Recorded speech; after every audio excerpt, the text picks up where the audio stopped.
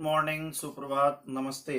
मैं Umashankar Tiwari class 7th के सभी बच्चों का ऑनलाइन क्लास में स्वागत करता हूं। आप सभी प्यारे बच्चे घर में कुशल पूर्वक होंगे। आइए अब आप सभी के चैप्टर नंबर 1 अस्माकं राष्ट्रीय पक्षी हमारे देश का राष्ट्रीय पक्षी के बारे में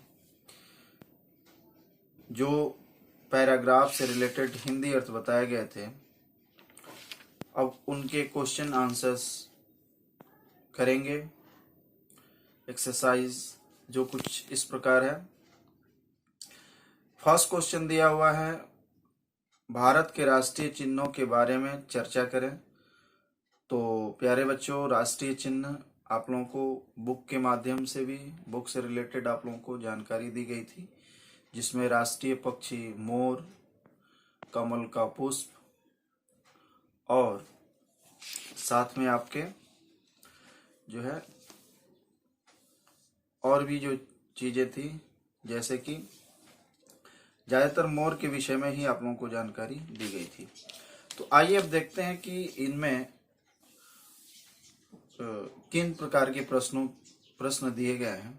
फर्स्ट क्वेश्चन आपका जो लिखने वाले हैं, जिसके पास बुक होगी वह बच्चे, जिनके पास बुक है वह बुक में नोट कर लेंगे, और जिनके पास नोटबुक नहीं है वह बुक में ही लिखेंगे। मीन्स ये है कि आप अपनी नोटबुक में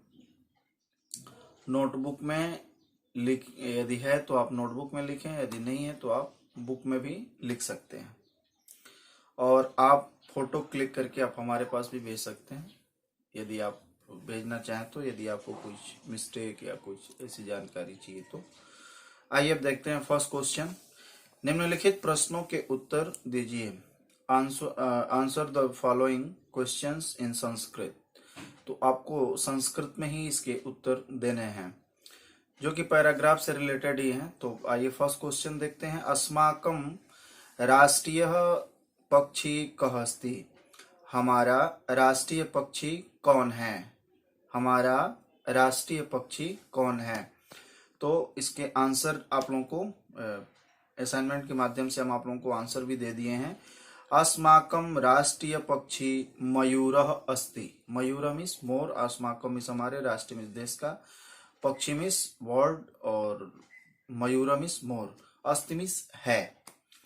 तो अब दूसरा क्वेश्चन देखेंगे। मयूरः कदा नृत्यन्ति। मोर कब नाचता है। कदा मीन्स होता है कब, ठीक है। व्हेन मतलब कब नाचता है। मयूरः कब नृत्यति मीन्स नाचता है। मोर कब नाचता है। तो आप लोगों को इसमें पहले ही एक बार आप लोगों को एक्सप्लेन किए हुए हैं कि वर्षा काले आकाशम मेघा छननम भवति तदा मयूरम नृत्यन्ति।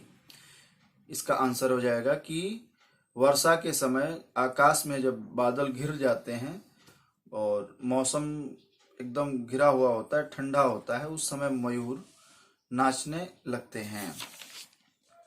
तो प्यारे बच्चों, अब देखेंगे तीसरा ग नंबर क्वेश्चन। तस्य नृत्यम कीदृशम भवति।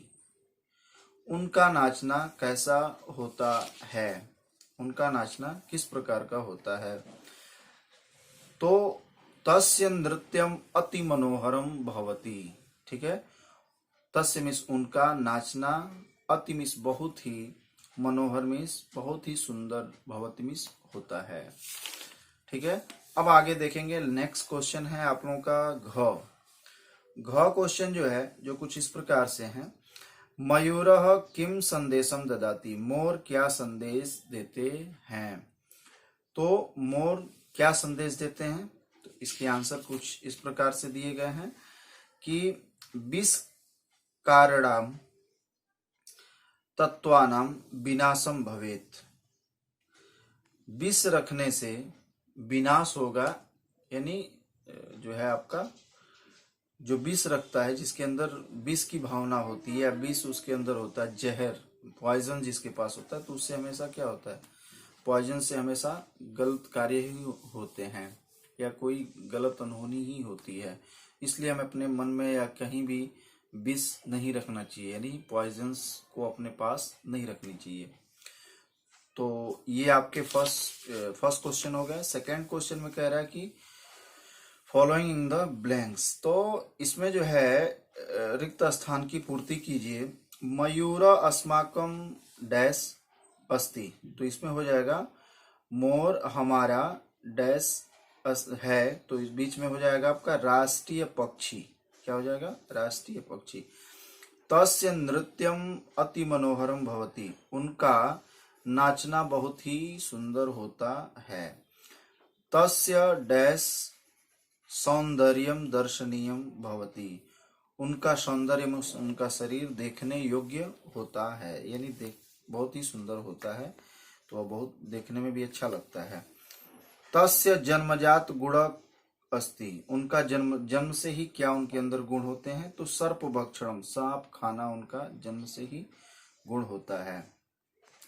जना तस्य नृत्यम दृष्ट्वा अति डैश भवन्ति, लोग उनके नाच को देखकर बहुत डैश दिया हुआ है, तो प्रसन्ना, क्या हो जाएगा? प्रसन्न होते हैं।